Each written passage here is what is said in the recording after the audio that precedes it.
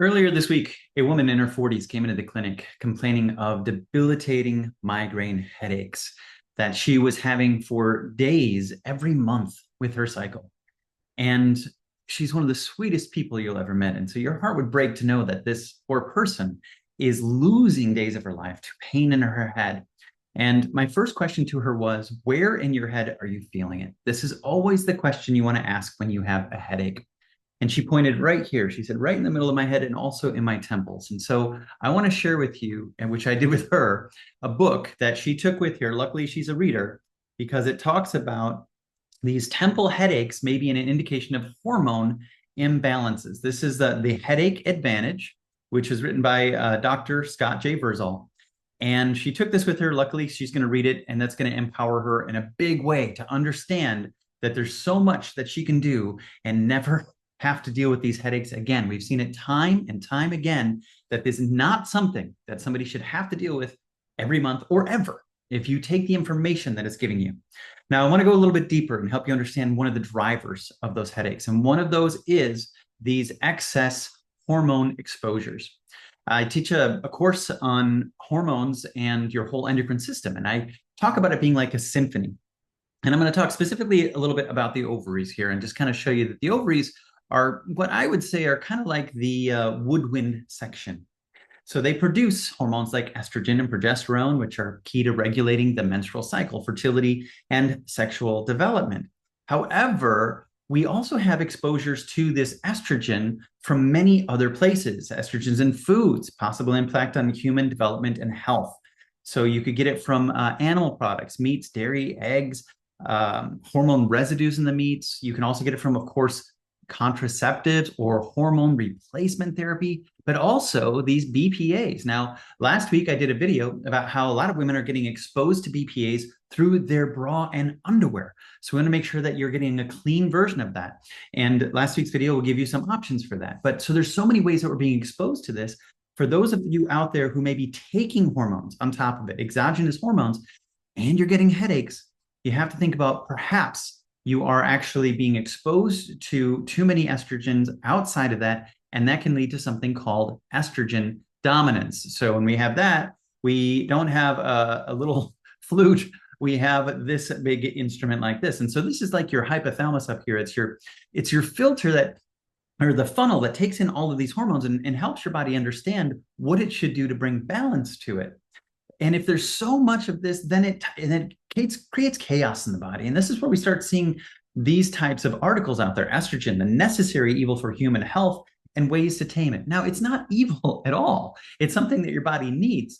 But when we have too much of it, this is when we start to see dangers. Estrogen at the center of almost all human pathologies, as well infectious, autoimmune, metabolic to degenerative. The unprecedented escalation in the polycystic ovary syndrome, infertility, breast cancer, ovary cancer, gynecomastia are cases are indicated that this sensitive hormone is getting exacerbated. What am I saying? Swimming in a sea of estrogen has its consequences. So we always want to be aware of our exposure to excess estrogen. And that's why I get cautious when I know people are taking estrogen as a hormone replacement therapy. They should know that 70% plus of breast cancers are estrogen receptor positive. And sometimes it's more about clearing the excess estrogen so that when the hypothalamus receives all that information, it can get things back into balance. Instead of adding more in and more in, we want to be able to support our body to be able to do the job that it's intended to do.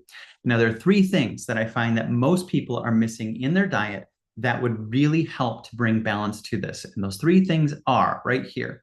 Number one, cruciferous vegetables. Cruciferous vegetables help with the conversion and moving that estrogen along. So just making sure that you're getting plenty of cruciferous vegetables in your life, radishes, Brussels sprouts. You know, it doesn't have to be every day, but quite regularly you want to have those. The second most important thing is fiber. Now, I notice a lot of people aren't getting enough fiber. They're getting probably 12 to 15 grams a day when there are a lot of encouraging research out there that shows us that 30 to 40 grams a day would be a lot more appropriate.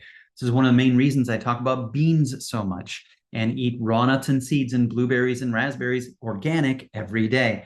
And the third thing is iodine. We forget that iodine has to be a part of this equation to help to clear out the excesses of estrogen, because estrogen dominance is a real thing.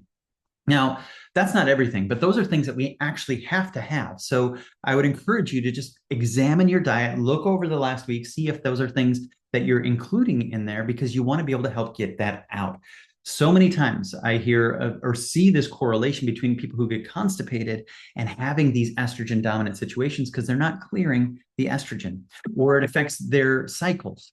I had a young lady just reach out to me yesterday saying that she's still getting breakouts on her chin and she's not feeling like her hormones are balanced. And I know she may be challenging her liver a lot. That could be the thing that's the last thing we have to look at, is supporting that liver. One of the ways that I try to encourage people to do that is to look to herbs, things like milk thistle, and other ways to just support it. Those cruciferous vegetables would be a good way to do that.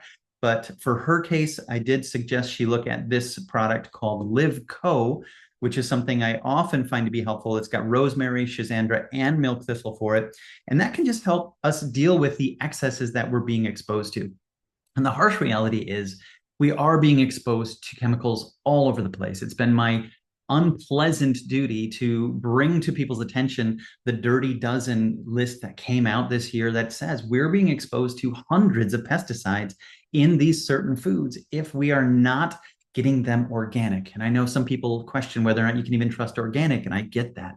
But the reality is, if it's not organic, you can almost guarantee that you're actually doing more harm to your endocrine system than good, because you're willfully taking in all of these pesticides and chemicals.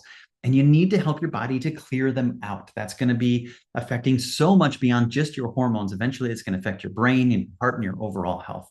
So my request to you is just examine whether or not you're getting these in your diet. Make sure that you're helping your body clear those out, and be aware of your exposures, whether it's in your underwear or in the foods that you're eating, because that could be the whole reason that you're losing days because of a massive migraine or whatever headache that you're getting that you shouldn't have to ever endure or suffer again. Hopefully this is empowering you and giving the information. Please share this information with people who need to hear this, people who are struggling with that.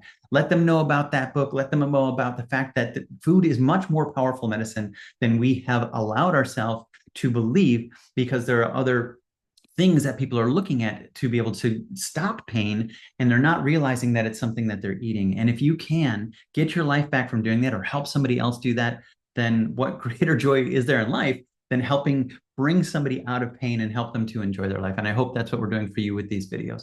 Thank you for watching, and I will be continuing to provide videos as much as I can to share what I've learned to be able to help as many people as possible live the best lives they can. Have a good one.